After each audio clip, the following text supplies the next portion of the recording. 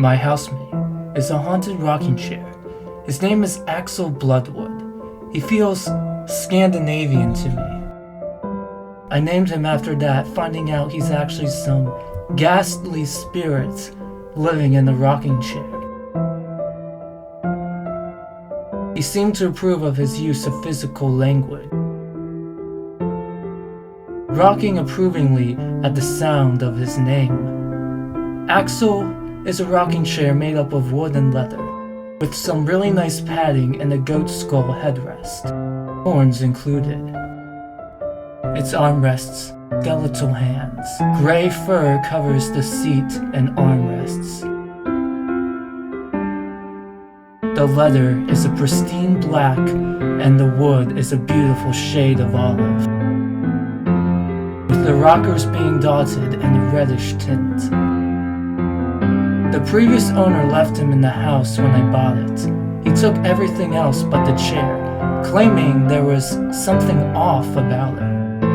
It took me a while to realize the chair was in fact autonomous, even sentient to an extent. I remember thinking I'm imagining it rocking on its own during my first night in the house.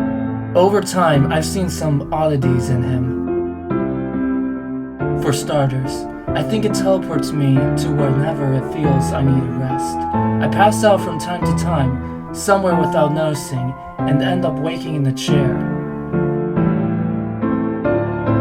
It is quite comfortable, so I never really question how I ended up in the chair. Another odd thing I should have suspected about it was the fact that it sings. The chair sings. Well, not literally. He rocks itself back and forth in a certain way that produces this really pleasant scraping and rubbing noise as its rockers grind against the floor. At first I thought it might be coming from one of my neighbors or something because of how faint it sounds.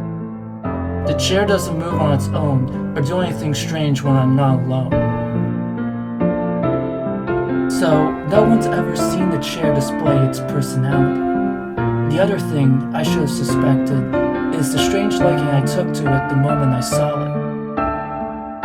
There were almost sparks the moment I laid my eyes on the chair as it stood in the corner of the otherwise empty room. Its black leather and olive frame had contrasted sharply and beautifully against the white walls.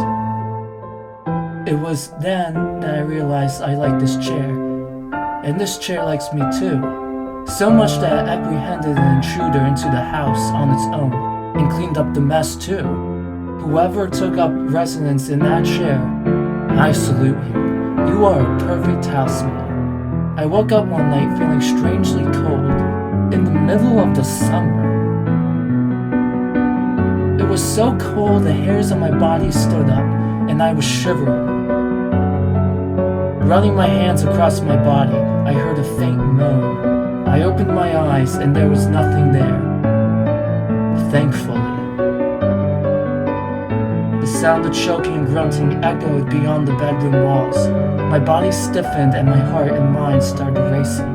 I fixated my gaze on the door, hoping to be stuck in a nightmare or sleep paralysis, or something that was not someone or something breaking into my house. Yet, everything felt incredibly real, and I felt perfectly lucid. When the door started slowly opening, I thought I was going to piss myself with fear as the wood creaked eerily, contrasting the night's silence. These couple of moments felt like an eternity as I started at the ever-winding gap forming in my doorframe. A thick cloud of black smoke wiggled its way into my room. It danced and swayed in space as it grew and expanded. I stared at it helplessly, hoping to wake up from the terrible night terror. The smoke slowly took on the shape of a person. The figure grew larger and drew closer to me, appearing a massive shadow looming over my own, diminishing form. In those moments, I wasn't paralyzed per se. I could only feel my body, but fear had taken over my mind, pinning me in place. It stared at the shadowy thing as it ballooned over my bed before slamming into it with its entire weight and dispersing into the nothingness. My bed and body trembled under the impact. I lay there for a few moments, trying to make sense of it all. A shiver of light spilling through the doorframe interrupted my train of thought into the hall. A high-pitched scream followed the light pollution. It put me into overdrive, and I got out of bed. And bolted towards the source of the light without a thought, singularly focused on the unknown that had jolted me awake. I stopped only when I saw the mess in my kitchen. The light blinded me, and the screams of the masked man pinned to the wall didn't make the situation any easier. What was pinning him to the wall shocked me the most. It was the rocking chair. It stood unfolded on two of its wooden legs, taking the shape of a grotesque praying mantis made up of fur, wood, and leather. The masked man was screaming incomprehensible words as the rocker sunk deeper into his chest. Its wooden arches functioned like the raptorial legs of a mantis.